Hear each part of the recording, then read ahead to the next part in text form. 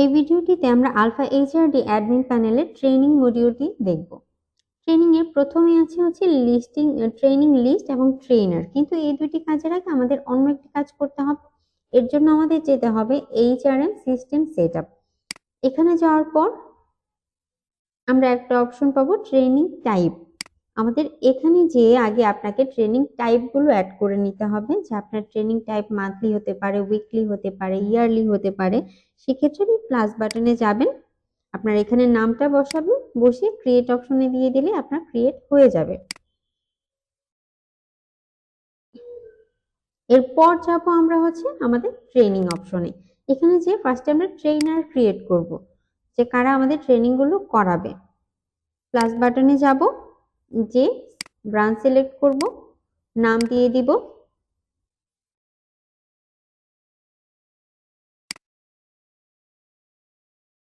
Contact নাম্বারটা দিয়ে দিব, ইমেইল দিব এবং এক্সপার্টিস, যে উনি কোন কোন বিষয়ে এক্সপার্ট সেইগুলো আমরা দিতে পারি এবং অ্যাড্রেস দিতে পারি। দিয়ে ক্রিয়েট অপশনে দিয়ে দিলে আমাদের ট্রেনার ক্রিয়েট হয়ে যাবে। এখান থেকে আমরা চাইলে ভিউ করতে পারবো, এডিট করতে পারবো এবং ডিলিট করতে পারবো।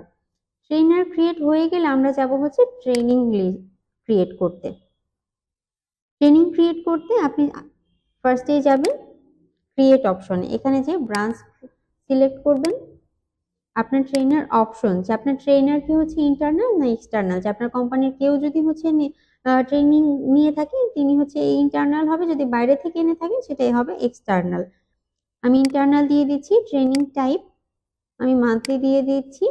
আমার ট্রেনার লিস্ট করা আছে, আপনি এই ট্রেনিং এর জন্য কত কস্ট খরচ করতে চাচ্ছেন সেটা এখানে দেখাতে পারেন। আপনার এমপ্লয়ি সিলেক্ট করে দিবেন যে কে কে আপনার এই ট্রেনিং করবে, এবং আপনি একটা ডেট দিয়ে যাবেন যে আপনার ট্রেনিংটা কবে।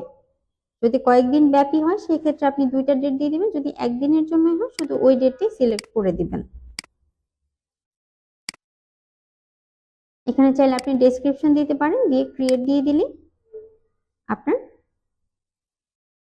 ট্রেনিং ক্রিয়েট হয়ে যাবে। এখন দেখাচ্ছে পেন্ডিং, যেহেতু আমাদের এটা গিয়ে 6 তারিখ আমরা দিয়েছি। তা আপনি যখন এটা কমপ্লিট হয়ে যাবে, শোতে যাবেন, আপনার এখানে দেখাচ্ছে স্ট্যাটাস। আপনি চাইলে এখান থেকে যখন স্টার্ট হবে স্টার্ট দিতে পারেন, কমপ্লিট হলে কমপ্লিট দিয়ে দিতে পারেন। কমপ্লিট দিয়ে যদি আমরা সেভ দিয়ে দিই তাহলে এখানে তখন স্ট্যাটাস দেখাবে কমপ্লিটেড। ধন্যবাদ, আশা করি বুঝতে পেরেছেন।